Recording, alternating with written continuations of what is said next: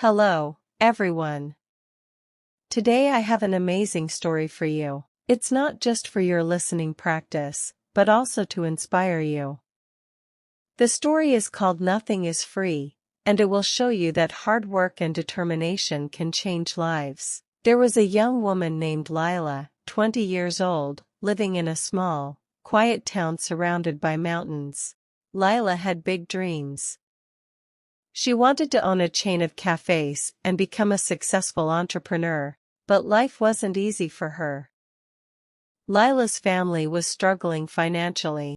Her father, Daniel, was a mechanic, and her mother, Grace, cleaned houses to make ends meet. Lila's younger brother, Max, was just 10 and looked up to her as his hero. One chilly evening, Lila sat outside her small house, staring at the stars. She whispered to herself, "I want to give my family a better life, but how do I start when we barely have enough to survive?" The next day, Lila shared her dreams with her father.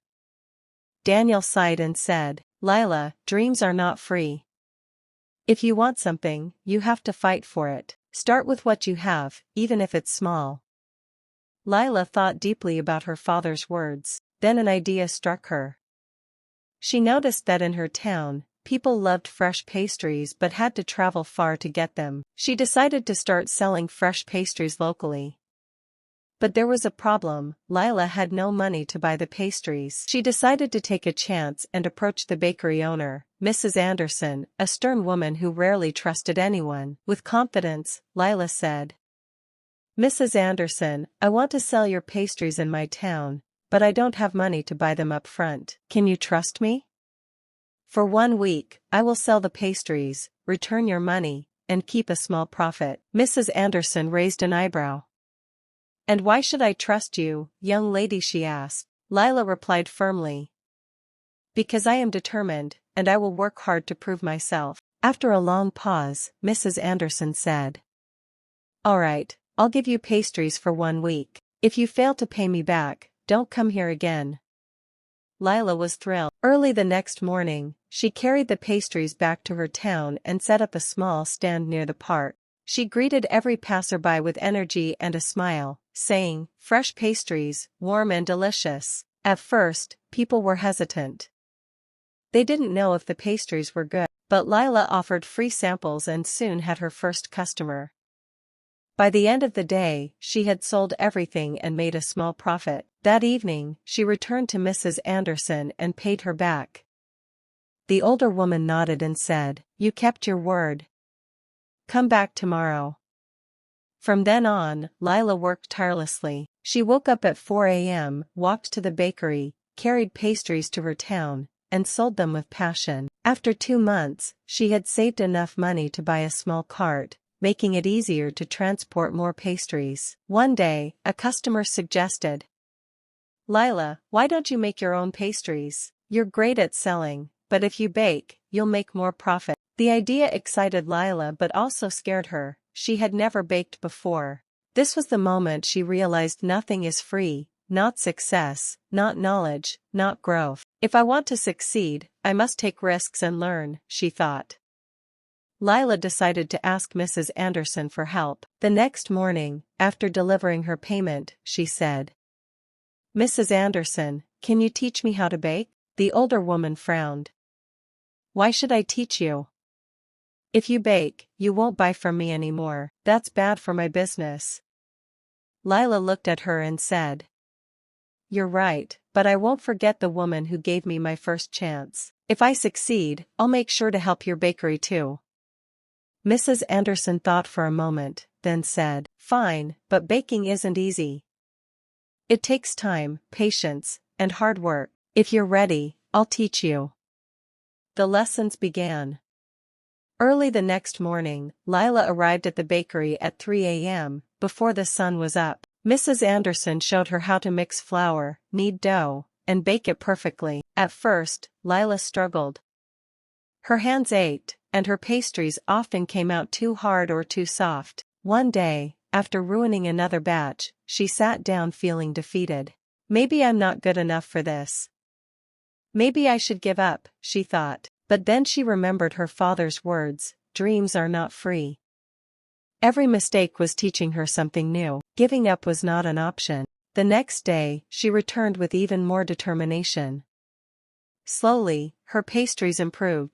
After 2 weeks, Mrs. Anderson handed her a perfect croissant and said, "This is perfect, Lila.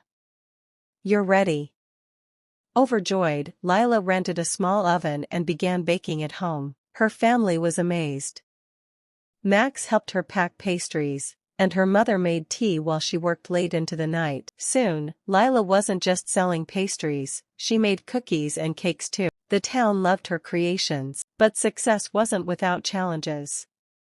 A new bakery opened, run by a young woman named Erica. Erica's shop was fancy and colorful, and some customers tried her products. Lila noticed her sales dropping. She felt scared but didn't panic. Instead, she asked her customers, "What do you like about Erica's bakery? How can I improve?" Some said Erica's shop looked clean and pretty.